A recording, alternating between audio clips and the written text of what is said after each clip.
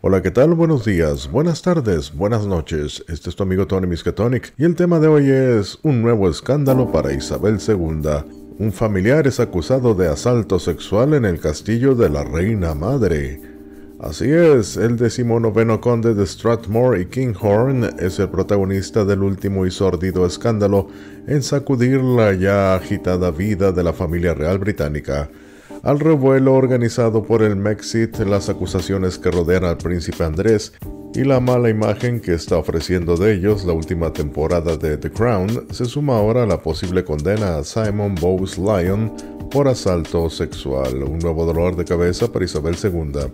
Aunque el padre de este hombre era en realidad sobrino nieto de la reina madre, le llaman en la prensa el primo depredador de la reina. Así es, los medios ingleses le llaman de esta forma porque enfrenta una pena que podría llegar hasta los 5 años de prisión después de ser autor de un violento ataque sexual en su mansión ancestral del castillo de Glamis en Escocia, donde su familia ha residido desde 1372. Bowes-Lyon, de 34 años y que se describió ante la policía en el momento de su detención como un granjero, admitió ante un tribunal de Dundee haber entrado de madrugada y por la fuerza en la habitación donde dormía la víctima, una mujer de 26 años que no ha sido identificada por razones legales, para después agarrarle los pechos, tirar de su camisón y empujarla contra la pared en un asalto que duró más de 20 minutos. Tras su declaración sobre los hechos que tuvieron lugar en febrero del año pasado, el juez ordenó ponerle en libertad bajo fianza e incluirle en el registro de delincuentes sexuales, ya que la sentencia se ha aplazado de momento. Según se pudo escuchar durante el juicio, el terrateniente, que caminó detrás del príncipe William en el cortejo fúnebre de la reina madre, nacida Elizabeth Angela Marguerite Bowes-Lyon y que pasó su infancia en el castillo donde tuvieron lugar los hechos, en el momento en que la víctima rechazó sus avances o sus cortejos, él la calificó de persona grosera, mala y horrible, y le recalcó que no podía decirle qué hacer en su propia casa. Ella, la víctima, finalmente se las arregló para sacarlo de la habitación y pudo pedir ayuda a otros huéspedes. Pese a todo, Bowes-Lyon intentó entrar en la habitación de nuevo y otro hombre tuvo que acudir de nuevo en su ayuda. Esa persona declaró que la víctima estaba muy afectada tras el incidente y que cuando fue a pedir explicaciones al acusado, este ya se había dormido. La mujer abandonó el castillo a la mañana siguiente y denunció lo ocurrido ante la policía. El aristócrata ha emitido un comunicado disculpándose por sus acciones, asegurando que está profundamente avergonzado y que el alcohol no es excusa para justificar su comportamiento. Conocido en Inglaterra por su afición a los autos deportivos de lujo y por sus escapadas con más de una estrella de televisión, Bowes-Lyon fue elegido uno de los solteros más cotizados del país por la revista Tatler en 2019.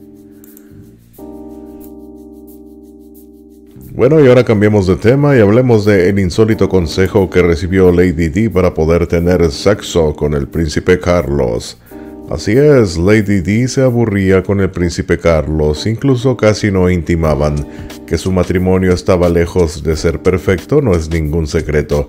Las últimas revelaciones que se conocen de la pareja son bastante sorprendentes, ya que ahonda en la prácticamente inexistente vida sexual que tuvieron los príncipes de Gales durante su tormentoso tiempo juntos. Diana de Gales recurrió a sus amigos más cercanos para que la ayudaran a seducir a su entonces marido, de acuerdo a Robert Lacey, el autor del libro Batalla de Hermanos. Según el escritor, Diana llegó a bromear sobre su escasa vida sexual con el hijo de la reina Isabel de Inglaterra y se animó a confesar que había pensado en emborracharlo para ver si así conseguía llevárselo a la cama.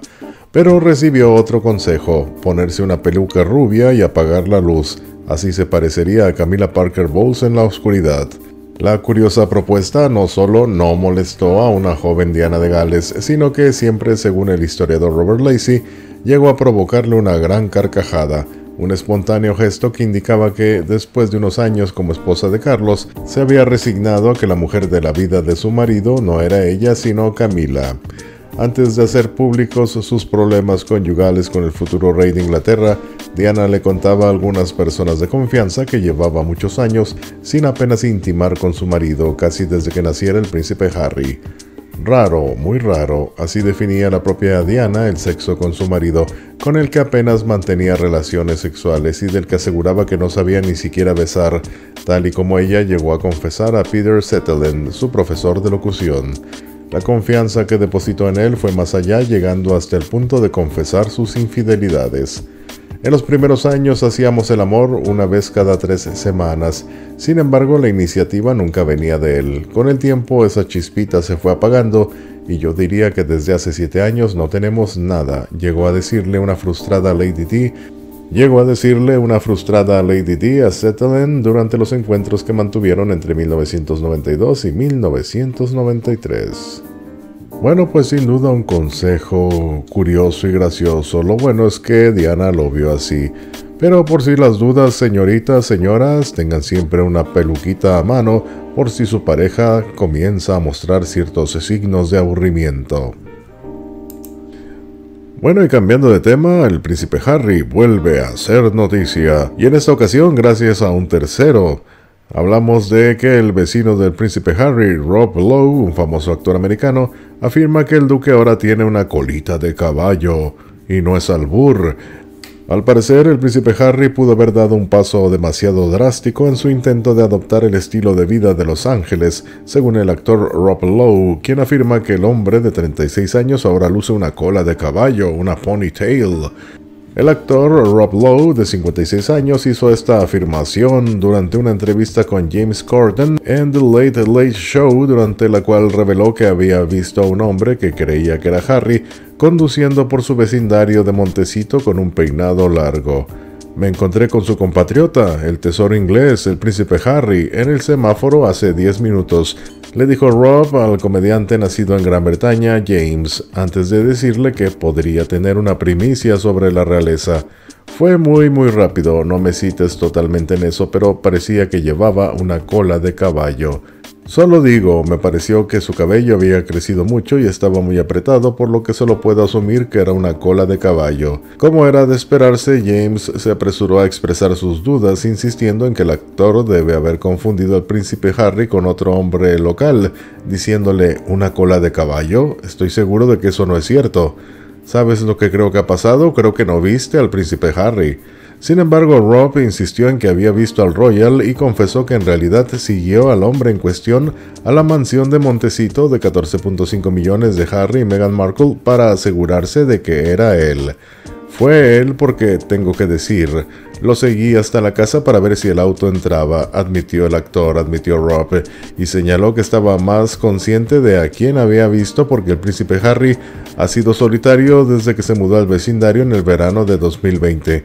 Vive a 1 milla de mí, compartió Rob. Ha sido muy solitario. Verlo en el vecindario es como ver al monstruo del lago Ness. Y finalmente lo vi conduciendo su auto. Aquí hago un paréntesis para aclarar que la referencia al monstruo Ness, aquí el actor se refiere al famoso monstruo escocés que es muy escurridizo y difícil de ver. A eso se refería.